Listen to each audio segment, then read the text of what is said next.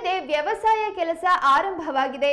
ಹೊಲದಲ್ಲಿರಬೇಕಾದ ರೈತ ಗೊಬ್ಬರದ ಅಂಗಡಿಯ ಮುಂದೆ ಕ್ಯೂ ನಿಂತುಕೊಳ್ಳುವ ಪರಿಸ್ಥಿತಿ ಇದೆ ಎಂದು ಶಾಸಕ ಆರಗ ಜ್ಞಾನೇಂದ್ರ ಸದನದಲ್ಲಿ ಪ್ರಸ್ತಾಪ ಮಾಡಿದರು.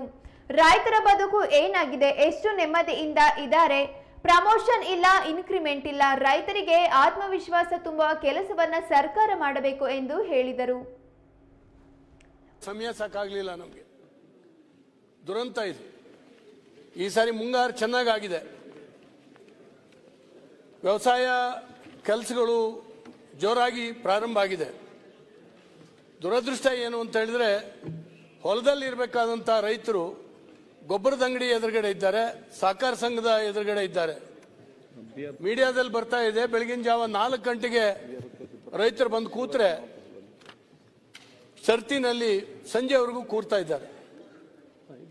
ನನಗೆ ಏನು ಹೇಳಬೇಕು ಗೊತ್ತಿಲ್ಲ. ಹೆಚ್ಚು ದುಡ್ದಷ್ಟಕ್ಕೂ ಬಡವಾಗುವಂತ, ಹೆಚ್ಚು ಬೆಳೆದಷ್ಟಕ್ಕೂ ಹೆಚ್ಚು ಸಾಲಗಾರನಾಗ್ತಕ್ಕಂಥ ಯಾವುದಾದ್ರೂ ಒಂದು ಉದ್ಯಮ ಇದ್ರೆ ಅದು ರೈತಾಪಿ, ಅದು ವ್ಯವಸಾಯ.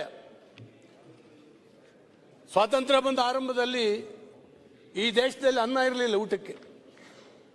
ಅಮೆರಿಕದಿಂದ ಬರುವಂಥ ಗೋಧಿ ರವೆಯನ್ನ, ಹಾಲಿನ ಪೌಡ್ರನ್ನ, ಡಾಲ್ಡಾವನ್ನು ಹಾಕಿ ನಮಗೆ ಉಪ್ಪಿಟ್ಟು ಮತ್ತು ಹಾಲನ್ನು ಮಾಡಿಕೊಡ್ತಾ ಇದ್ರು. ನಿಮ್ಗೆ ಗೊತ್ತಿದೆಯೋ ಇಲ್ಲೋ, ನಮ್ಮ ಶಾಲೆಯಲ್ಲೆಲ್ಲ ಮಾಡಿಕೊಡ್ತಾ ಇದ್ರು. ಗೊತ್ತಿದೆ.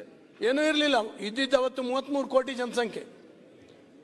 ಇವತ್ತು 140 ಕೋಟಿ ಜನಸಂಖ್ಯೆಯ ಹೊಟ್ಟೆಯನ್ನು ತುಂಬಿ ಈ ದೇಶದ ರೈತ 120 ರಾಷ್ಟ್ರಗಳಿಗೆ ಅನ್ನವನ್ನು ಕೊಡ್ತಾ ಇದ್ದಾನೆ ಅನ್ನುವಂಥದ್ದು ನಮ್ಗೆ ಹೆಮ್ಮೆ. ಆದರೆ ರೈತರ ಬದುಕು ಏನಾಗಿದೆ, ಎಷ್ಟು ನೆಮ್ಮದಿಯಿಂದ ಇದೆ. ಪ್ರಮೋಷನ್ ಇಲ್ಲ, ಅವರಿಗೆ ಇನ್ಕ್ರಿಮೆಂಟ್ ಇಲ್ಲ, ಯಾವುದ್ಯಾವುದೂ ಇಲ್ಲ. ಮೊನ್ನೆ ದಿನ ಅಧ್ಯಕ್ಷರೇ, ತಾವು ನೋಡಿರ್ಬೋದು ಮೀಡಿಯಾದಲ್ಲಿ, ಒಬ್ಬ ರೈತ ಆಕ್ರೋಶದಿಂದ ಮಣ್ಣನ್ನು ತಿಂದ. ಅದು ಮೀಡಿಯಾದಲ್ಲಿ ನಾವು ನೋಡಿದ್ವಿ, ಪತ್ರಿಕೆಯಲ್ಲಿ ಫೋಟೋ ಬಂದಿತ್ತು. ಯಾರಿಗೆ ಕೆಲವರಿಗೆ ಮನರಂಜನೆ ಆಗಿರ್ಬೋದು ಅದು, ಆದರೆ ಆ ಕೆಸರುಗದ್ದೆನಲ್ಲಿ ವ್ಯವಸಾಯ ಬದುಕು ಮಾಡಿ ಬಂದಿರತಕ್ಕಂಥ ನಮ್ಮಂಥವ್ರಿಗೆ ಹೊಟ್ಟೆ ಉರಿದೋಯ್ತು. ಒಂದು ಆಕ್ರೋಶ, ಅದು ಒಂದು ಹತಾಶೆ. ನನಗೆ ಯಾರೂ ಸಪೋರ್ಟ್ ಇಲ್ಲ, ನನಗೇನೂ ಇಲ್ಲ ಅನ್ನುವಂಥ ಒಂದು ಭಾವನೆ. ಇದಕ್ಕೆ ಸರ್ಕಾರ ಒಂದು ಆತ್ಮವಿಶ್ವಾಸವನ್ನು ತುಂಬುವಂಥ ಕೆಲಸ ಮಾಡಬೇಕು. ಅದಿಲ್ಲದೆ ಇದ್ರೆ ಇವತ್ತು ರೈತರ ಆತ್ಮಹತ್ಯೆ ಕೇಳೋರು ಯಾರು? ನಾವೆಷ್ಟೋ ತಗೊಂಡೋಗಿ ಮನೆ ಬಾಗಿಲಿ ಒಂದು ಚೆಕ್ ಕೊಟ್ಬಿಡ್ತೀವಿ, 5 ಲಕ್ಷ ರೂಪಾಯಿದು ಒಂದು ಚೆಕ್ಕು, ಏನೋ ಒಳ್ಳೇದಾಗಲಿ ಅಂತೇಳಿ ಹೇಳಿ. ಆದರೆ ಆ ಚೆಕ್ಕಿನಿಂದ ಆ ಮನೆತನ ಉದ್ಧಾರ ಆಗೋದಿಲ್ಲ. ಈ ಗೊಬ್ಬರದ ಸಮಸ್ಯೆ ಇವೆಲ್ಲವೂ ಕೂಡ ಈ ಒಂದು ವರ್ಷವೇ ಬಂದಿದ್ದಲ್ಲ, ಪ್ರತಿ ವರ್ಷವೂ ಬರ್ತದೆ. ನಾನು ಹೇಳೋದು ಮಾನ್ಯ ಸಚಿವರಲ್ಲಿ ಮತ್ತು ನಮ್ಮ ಅಧಿಕಾರಿಗಳಲ್ಲಿ, ನಾವು ಏಪ್ರಿಲ್ ಮೇ ತಿಂಗಳಲ್ಲಿ ಪ್ರಿಪೇರ್ ಆಗಬೇಕು, ರೆಡಿ ಇರಬೇಕು.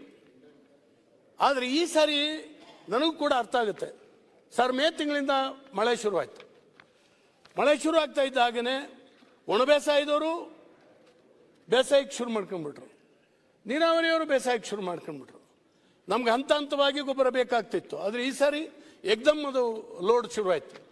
ನನಗೆ ಅರ್ಥ ಆಗ್ತದೆ. ಆದರೆ ಅದನ್ನು ನಿಭಾಯಿಸುವ ಕೆಲಸವನ್ನು ನಾವು ಮಾಡಬೇಕು.